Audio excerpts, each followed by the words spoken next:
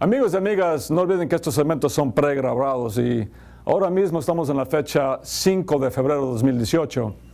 Pero ustedes verán este programa, este segmento de este episodio de Hablando de Inmigración el día 10 de febrero de 2018. Y no sabemos si el gobierno va a estar abierto todavía o no.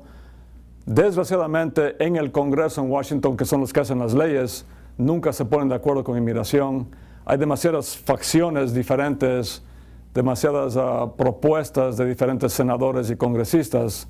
Y también tenemos la Casa Blanca. Ahora, por ejemplo, el presidente Trump se ha mantenido firme de que él no quiere aprobar un camino a la ciudadanía para los que tienen el DACA, a menos que le den su muro.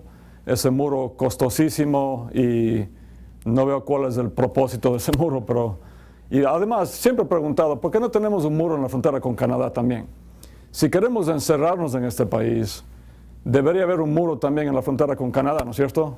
Porque si no, parece que es completamente racista el muro en la frontera con México.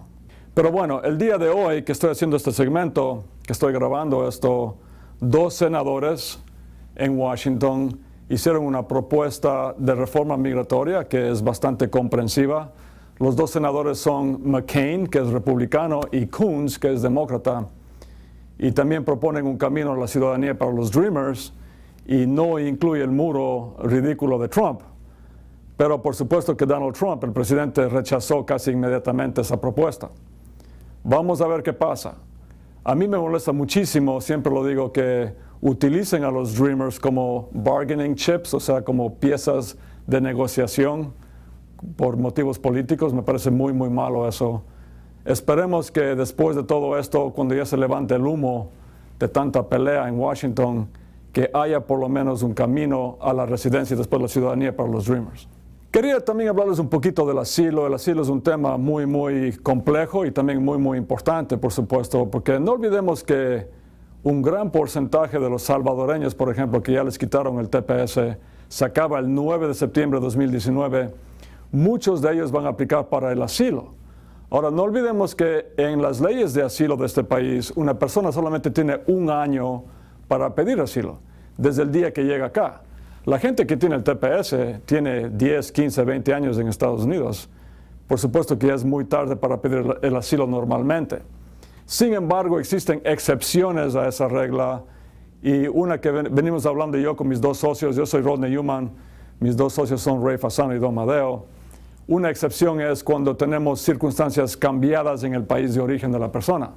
Por ejemplo, un salvadoreño que vino acá en 1995, siempre han habido problemas de seguridad en El Salvador, pero no al punto que hay hoy en día. Entonces, el argumento es que esa persona teme regresar a El Salvador porque sería un target de los delincuentes, porque la gente que nunca vino a vivir aquí en Estados Unidos cree que esa persona tiene mucho dinero, la persona que pasó mucho tiempo aquí en Estados Unidos.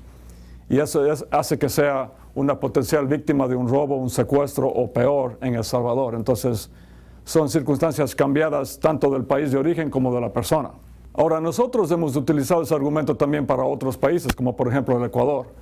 Hay un mito que he escuchado muchas veces de que me dicen a mí, abogado, pero si el Ecuador no tiene asilo. Eso es completamente falso. El asilo no se basa en el país, sino en la persona. No importa de qué país es. Y aquí en Yuma, Madey Fasano hemos ganado muchos casos de asilo para ecuatorianos y ecuatorianas. Ahora, el asilo, cuando una persona no está en corte, cuando no viene y, por ejemplo, viene por la frontera y cae en la frontera, le agarran los de inmigración y le ponen en corte de inmigración, ahí vamos directamente al juez. Pero cuando una persona está aquí que no tuvo problemas con inmigración, pero quiere pedir asilo, su caso no comienza en las cortes de inmigración, sino en una oficina de asilo, un asylum office. Y, por ejemplo, la gente de aquí de Nueva York, en la ciudad de Nueva York, su entrevista de asilo es en una oficina de asilo que está en Bethpage, Long Island, en Long Island. La gente de New Jersey tiene su entrevista de asilo en un centro de asilo que está en Lyndhurst, New Jersey. Y esa persona tenemos que llenar el formulario que es I-589 para el asilo, mandarlo a inmigración y después ellos mandan a los centros de asilo y después del centro de asilo cita a la persona para que vaya a una entrevista de asilo con los abogados. Ahora, hay tantas aplicaciones de asilo en los últimos años, sobre todo, cientos de miles, que las oficinas están sumamente rezagadas, atrasadas con las entrevistas de asilo. Y bajo las leyes de asilo, si la persona han pasado más de 6 meses desde que envió su aplicación de asilo y no le han dado todavía su entrevista, en 6 meses esa persona tiene derecho a aplicar para un permiso de trabajo.